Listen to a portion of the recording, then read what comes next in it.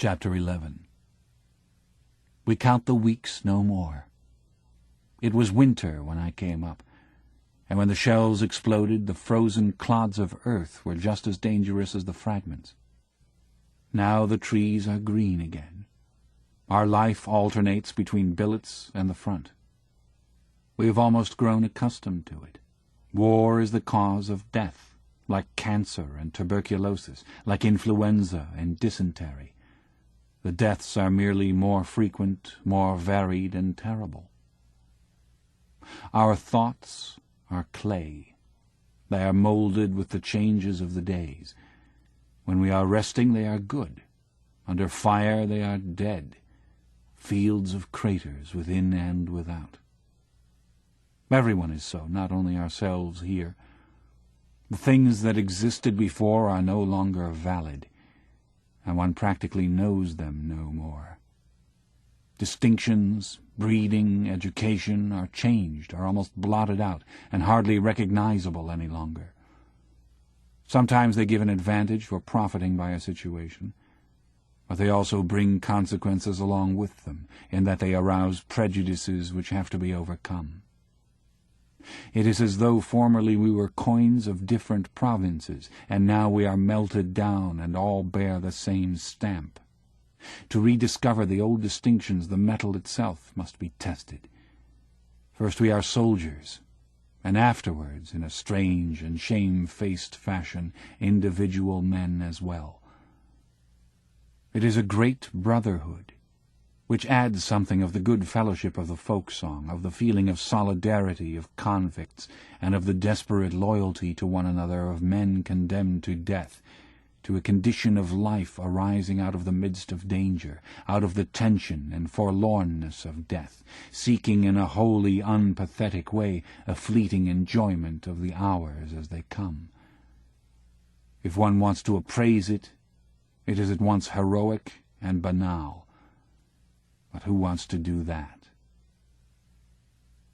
It is this, for example, that makes Tjaden spoon down his ham and pea soup in such tearing haste when an enemy attack is reported, simply because he cannot be sure that in an hour's time he will be alive. We have discussed it at length, whether it is right or not to do so. Cat condemns it, because he says a man has to reckon with the possibility of an abdominal wound, and that is more dangerous on a full stomach than on an empty one. Such things are real problems. They are serious matters to us. They cannot be otherwise. Here on the borders of death, life follows an amazingly simple course. It is limited to what is most necessary. All else lies buried in gloomy sleep.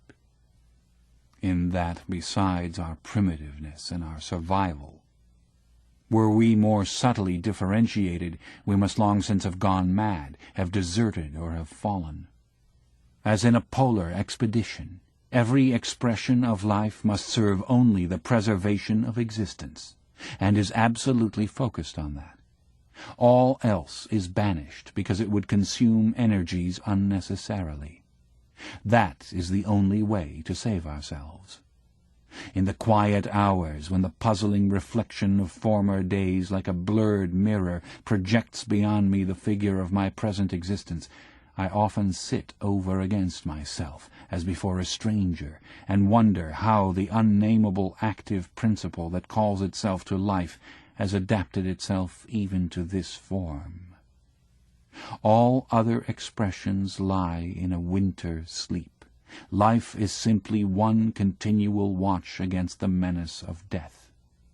It has transformed us into unthinking animals in order to give us the weapon of instinct.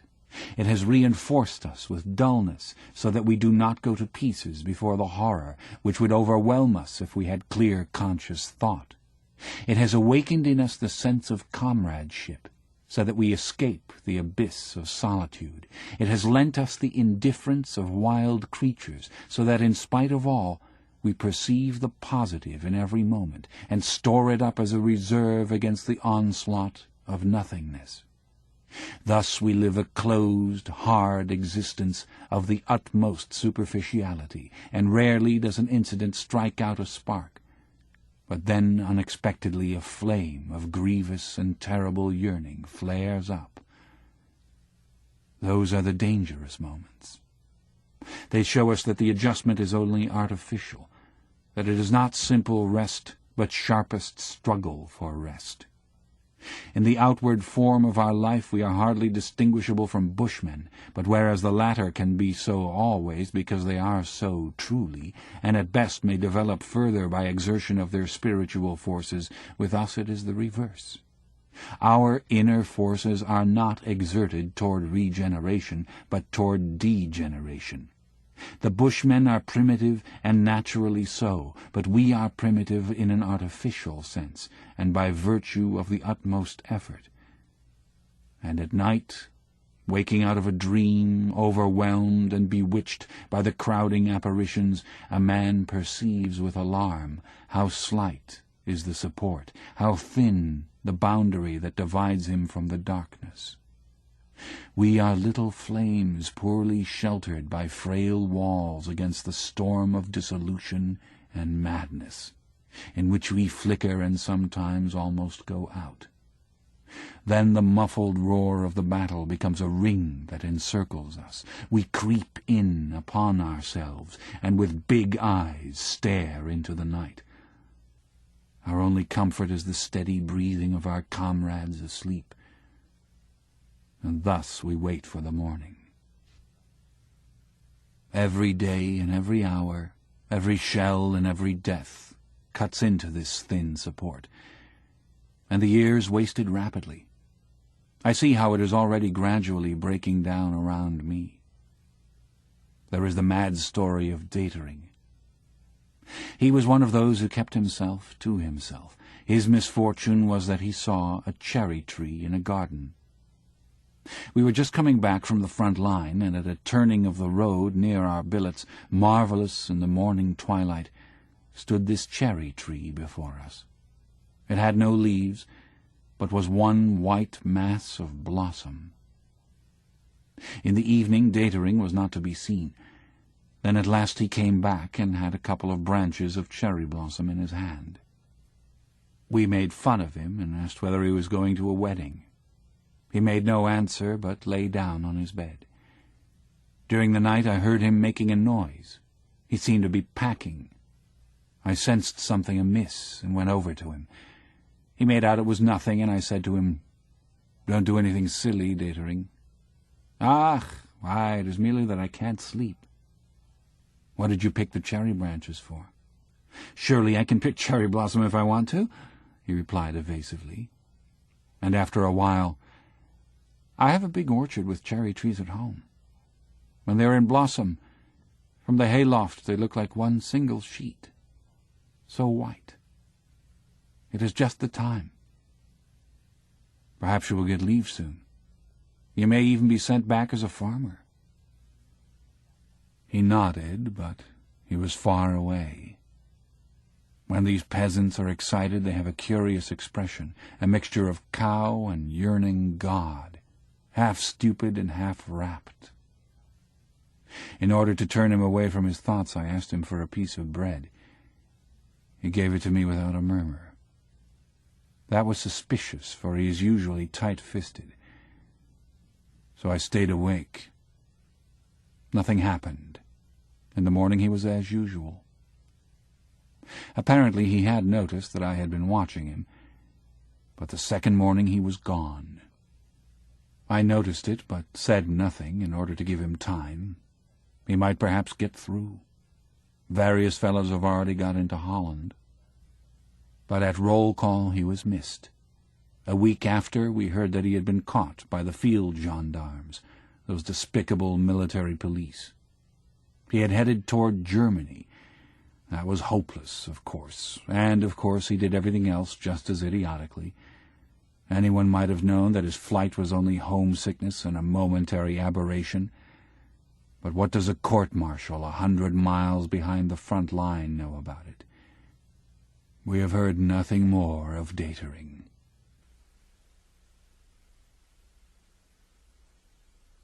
But sometimes it broke out in other ways. This danger, these pent-up things, as from an overheated boiler. It will be enough to tell how Berger met his end. Our trenches have now for some time been shot to pieces, and we have an elastic line, so that there is practically no longer any proper trench warfare. When attack and counterattack have waged backwards and forwards, there remains a broken line and a bitter struggle from crater to crater. The front line has been penetrated, and everywhere small groups have established themselves. The fight is carried on from clusters of shell holes. We are in a crater. The English are coming down obliquely. They are turning our flank and working in behind us. We are surrounded. It is not easy to surrender. Fog and smoke hang over us. No one would recognize that we wanted to give ourselves up, and perhaps we don't want to. A man doesn't even know himself at such moments. We hear the explosions of the hand grenades coming towards us. Our machine gun sweeps over the semicircle in front of us. The cooling water evaporates. We hastily pass around the case. Every man pisses in it, and thus we again have water and are able to continue firing. But behind us the attack crashes ever nearer. A few minutes, and we are lost. Then, at closest range, a second machine gun bursts out. It is set up in a crater alongside us. Berger has fetched it, and now the counterattack comes over from behind. We are set free and make contact with the rear. Afterwards, as we lie in comparatively good cover, one of the food carriers reports that a couple of 100 yards distant there lies a wounded messenger dog. "Where?" asks Berger. The other describes the place to him. Berger goes off, either to fetch the beast in or to shoot it. 6 months ago he would not have cared. He would have been reasonable. We try to prevent him. Then, as he goes off grimly, all we can say is, "You're mad," and let him go. For these cases of front-line madness become dangerous if one is not able to fling the man to the ground and hold him fast, and Berger is 6 feet and the most powerful man in the company. He is absolutely mad, for he has to pass through the barrage. But this lightning that lowers somewhere above us has struck him and made him demented. It affects others so that they begin to rave, to run away. There was one man who even tried to dig himself into the ground with hands, feet, and teeth.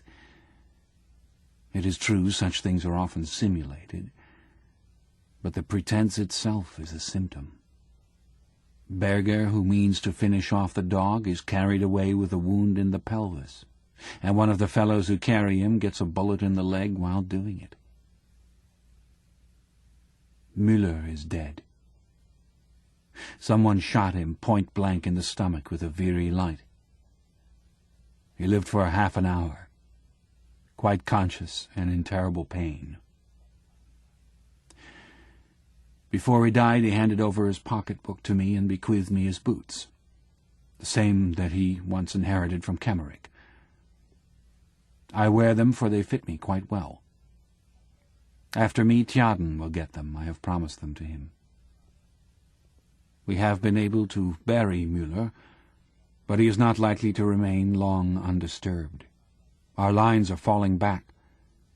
There are too many fresh English and American regiments over there. There's too much corned beef and white wheaten bread. Too many new guns. Too many airplanes.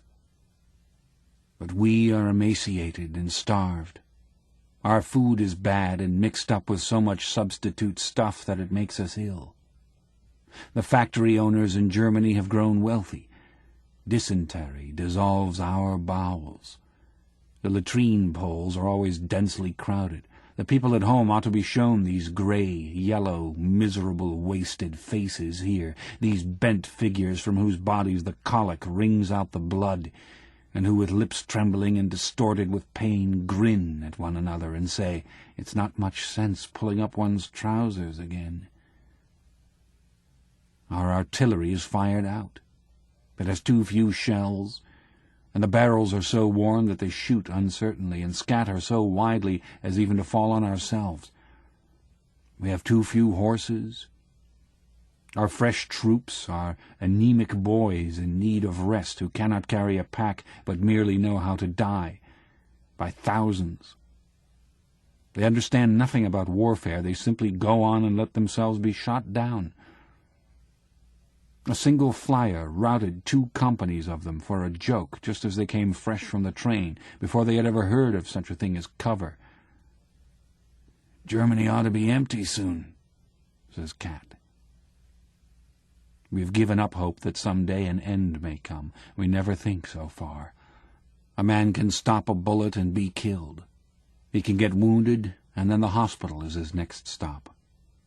There, if they do not amputate him, he sooner or later falls into the hands of one of those staff surgeons who, with the War Service Cross in his buttonhole, says to him, "What, one leg a bit short? Well, if you have any pluck, you don't need to run at the front. The man is A1, dismiss." Cat tells a story that has travelled the whole length of the front, from the Vosges to Flanders, of the staff surgeon who reads the names on the list, and when a man comes before him without looking up and says, "A1, we need soldiers up there," a fellow with a wooden leg comes up before him, the staff surgeon again says A1, and then, Cat raises his voice, the fellow says to him, "I already have a wooden leg, but when I go back again and they shoot off my head, then I will get a wooden head made and become a staff surgeon." This answer tickles us all immensely. There may be good doctors, and there are lots of them. All the same, every soldier some time during his hundreds of inspections falls into the clutches of one of these countless hero-grabbers who pride themselves on changing as many C3s and B3s as possible into A1s. There are many such stories. They are mostly far more bitter. All the same, they have nothing to do with mutiny or lead-swinging. They are merely honest and call a thing by its name. For there's a very great deal of fraud, injustice, and baseness in the army. It is nothing that regiment after regiment returns again and again to the ever more hopeless struggle, that attack follows attack along the weakening, retreating, crumbling line. From a mockery, the tanks have become a terrible weapon. Armored, they come rolling on in long lines, more than anything else embody for us the horror of war. We do not see the guns that bombard us. The attacking lines of the enemy infantry are men like ourselves, but these tanks are machines. Their caterpillars run on as endless as the war. They are annihilation.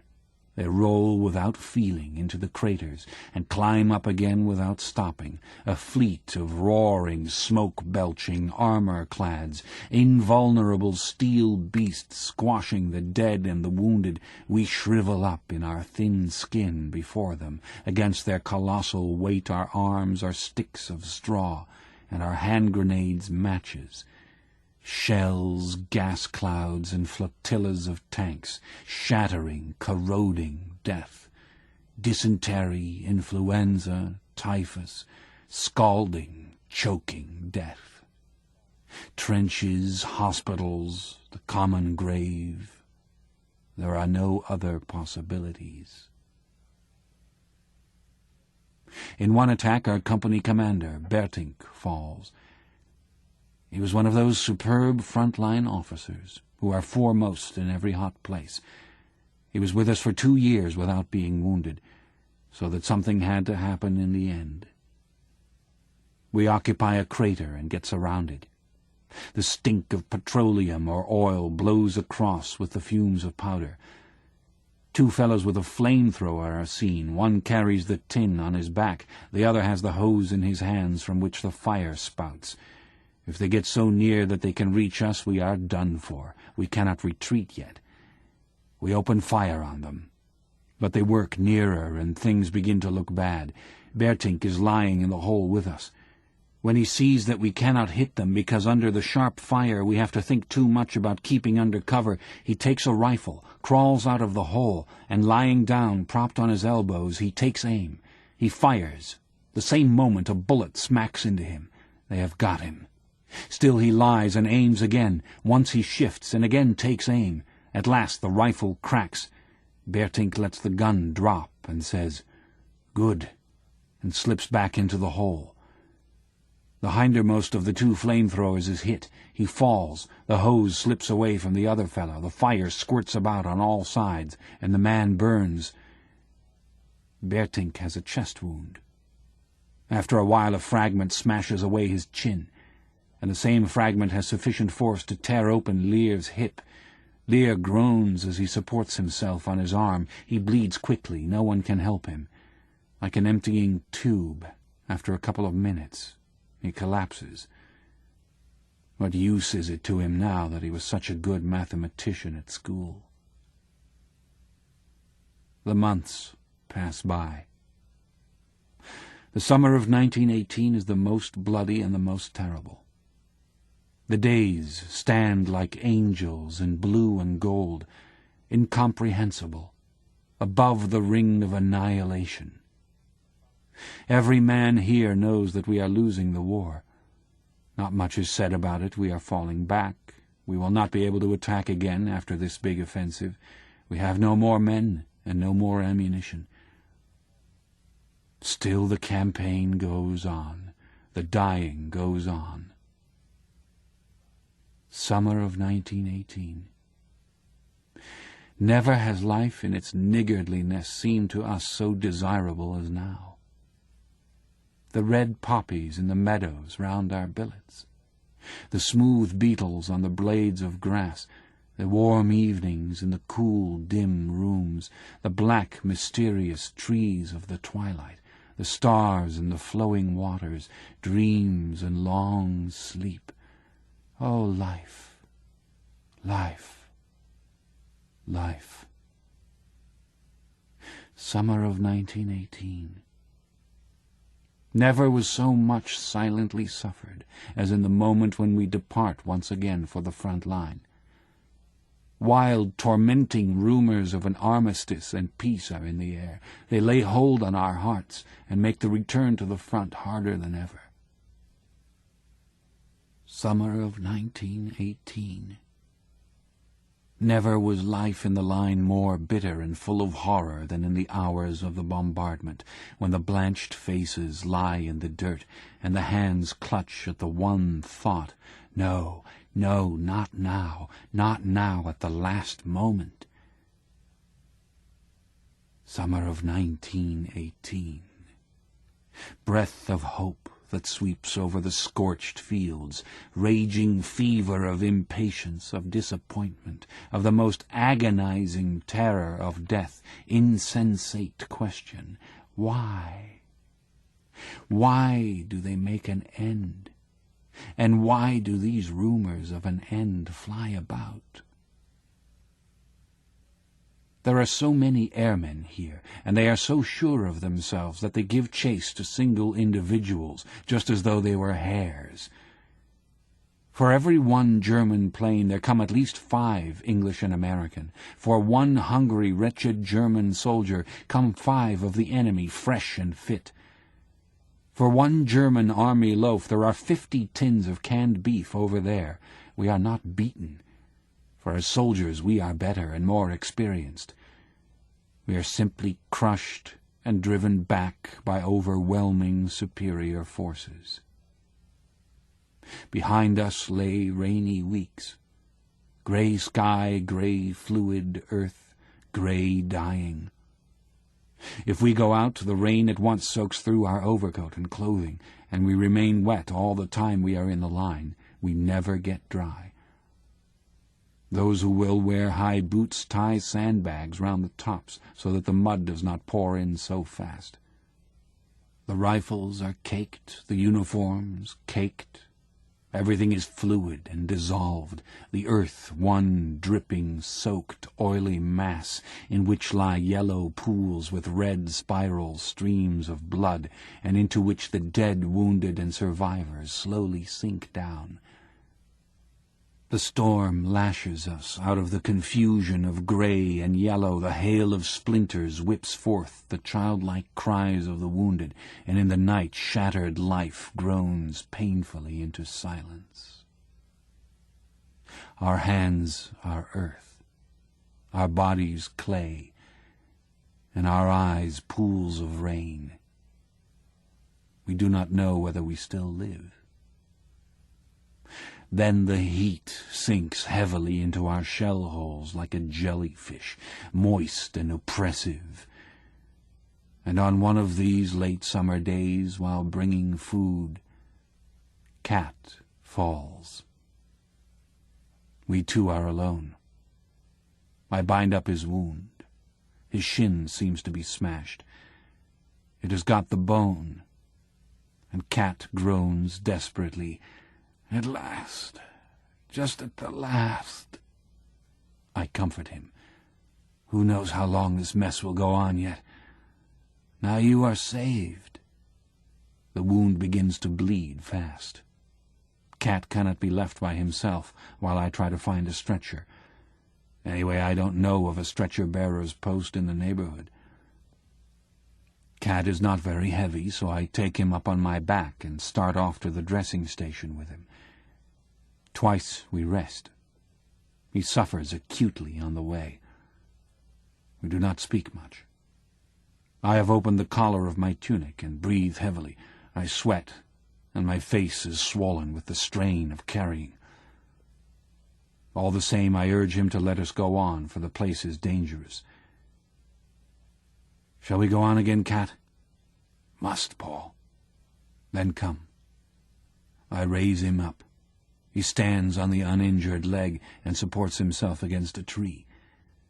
I take up the wounded leg carefully.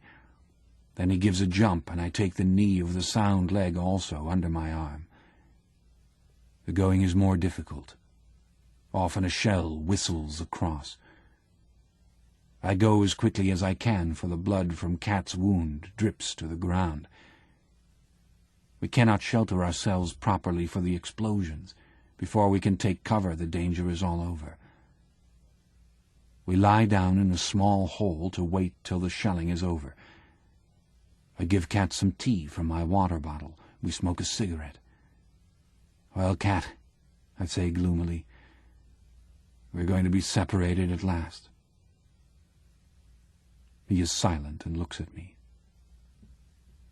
"Do you remember, Cat, how we commandeered the Goose?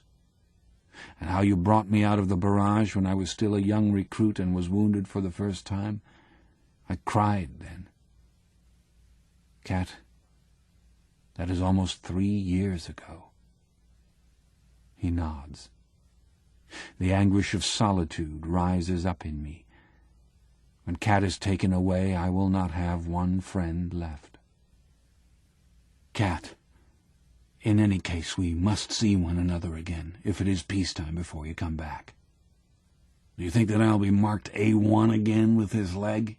he asks bitterly. "With rest it will get better. The joint is quite sound. It may get all right again." "Give me another cigarette," he says. "Perhaps we could do something together later on, Cat. I am very miserable.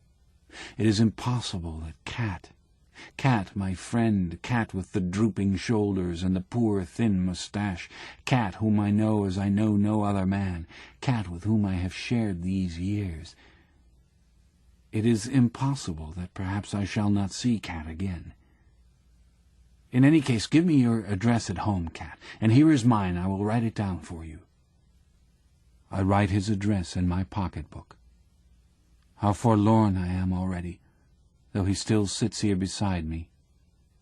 Couldn't I shoot myself quickly in the foot so as to be able to go with him? Suddenly Cat gurgles and turns green and yellow. "Let us go on," he stammers. I jump up, eager to help him. I take him up and start off at a run, a slow, steady pace, so as not to jolt his leg too much. My throat is parched. Everything dances red and black before my eyes. I stagger on doggedly and pitilessly, and at last reach the dressing station. There I drop down on my knees, but have still enough strength to fall onto the side where Cat's sound leg is. After a few minutes I straighten myself up again. My legs and my hands tremble. I have trouble in finding my water bottle to take a pull. My lips tremble as I try to think. But I smile. Cat is saved. After a while I begin to sort out the confusion of voices that falls on my ears. "You might have spared yourself that," says an orderly. I look at him without comprehending. He points to Cat. "He is stone dead." I do not understand him. "He's been hit in the shin," I say. The orderly stands still. "That as well." I turn round. My eyes are still dulled. The sweat breaks out on me again. It runs over my eyelids. I wipe it away and peer at Cat. He lies still. "Fainted," I say quickly. The orderly whistles softly. "I know better than that. He's dead. I'll lay any money on that." I shake my head. "Not possible. Only 10 minutes ago I was talking to him. He has fainted." Cat's hands are warm. I pass my hand under his shoulders in order to rub his temples with some tea. I feel my fingers become moist. As I draw them away from behind his head, they are bloody. "You see," the orderly whistles once more through his teeth. On the way, without my having noticed it, Cat has caught a splinter in the head. There's just one little hole. It must have been a very tiny, stray splinter, but it has sufficed. Cat is dead. Slowly I get up. "Would you like to take his paybook and his things?" the lance corporal asks me. I nod, and he gives them to me. The orderly is mystified. "You're not related, are you?" "No, we are not related. No, we are not related." Do I walk? Have I feet still? I raise my eyes. I let them move round and turn myself with them. One circle, and I stand in the midst. All is as usual. Only the militiaman Stanislaus Kaczynski has died. Then I know nothing more.